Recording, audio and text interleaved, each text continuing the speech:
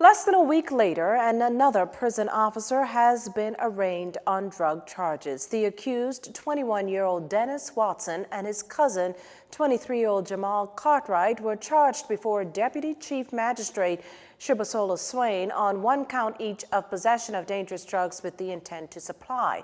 The court heard that on Friday, October 12, here in New Providence, the men were found in possession of 9.5 ounces of suspected marijuana. Both pleaded guilty to the charge and as a result were fined $2,000 or 1 year imprisonment. The magistrate further ordered the drugs be destroyed and the convictions be recorded. The man had no previous convictions. Watson was represented by Alan Emanuel and Cartwright by Tony Scriven.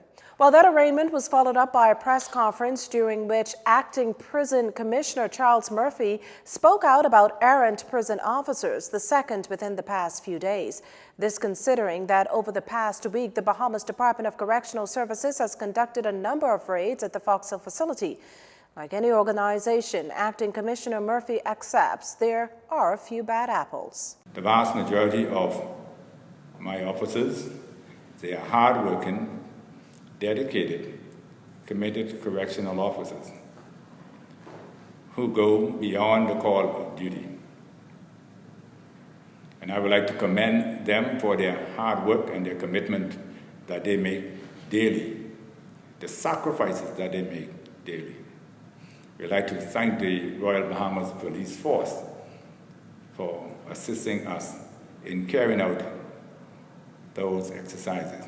Moving away from the negative, Mr. Murphy went on to highlight the positive news coming out of the department. We have 113 inmates now who are enrolled in the BTVI program. We are preparing these individuals for reintegration into the society. We also have another initiative which is new in here. That is, we have partnered with Bamzi Analife in bringing on stream our agriculture industry. The idea of the agriculture industry is to supplement the budget of the department. At the same time, we seek to prepare these inmates, equip them with skills, so when they leave here, they will be able to gain gainful employment. In other court news this evening, 2 men were charged with 13 counts each of stealing by reason of service. 40-year-old Faris Neely of Charles Drive and 51-year-old Maurice Sullivan of Gladiator Road were today formally charged before Magistrate Ambrose Brister. According to reports on Thursday, July 5th, the 2 stole $15,600 from Yvonne Roll by reason of their service. On that same date, the 2 stole $28,000 and another $9,000 from Roll. Fast forward a few days later, and on Monday, July 16th, Neely and Sullivan stole another $8,000 from Roll. The following day, $15,000, and on Monday, July 30th, $12,600. 3 days later, on Thursday, August 2nd, the 2 accused stole $31,000 from Maureen Wallace and another $6,000 from her 4 days later. That Wednesday, August 8th, the pair got another $13,000 from Wallace. The court heard how the very next day, the 2 stole $3,500 from Wallace, and on Tuesday, August 14th, $17,000. Further, between August 28th and Friday, September 7th, the 2 took nearly $40,000 from Yvonne Rowe. Neely was also arraigned on 3 separate counts. According to reports, on Friday, September 14th and Wednesday, the 19th, he stole $4,500 in cash, the property of Cecil Mackey, and on Monday, September 24th, $1,500, the property of Bernice McSweeney, and on Thursday, October 4th, $2,000 from McSweeney. Both Neely and Sullivan pleaded not guilty to the charges. The pair was remanded to the Bahamas Department of Corrections until trial.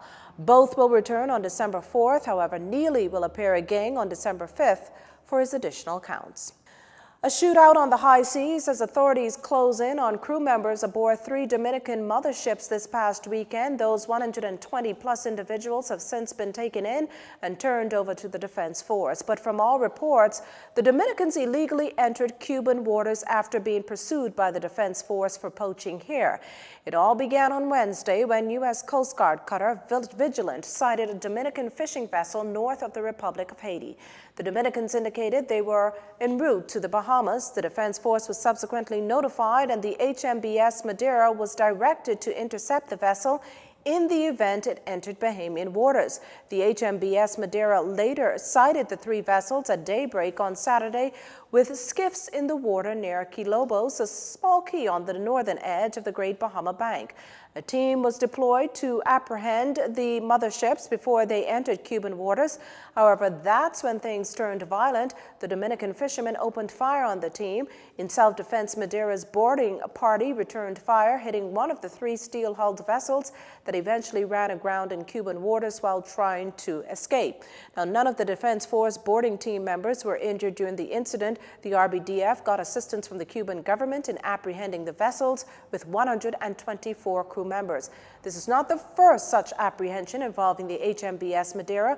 Back in July, it apprehended another Dominican fishing vessel attempting to again flee into Cuban waters. The captain and 46 crew members were subsequently caught, charged, and fined $53,000 each, totaling more than $2.3 million. This segment of the news was brought to you by Alive.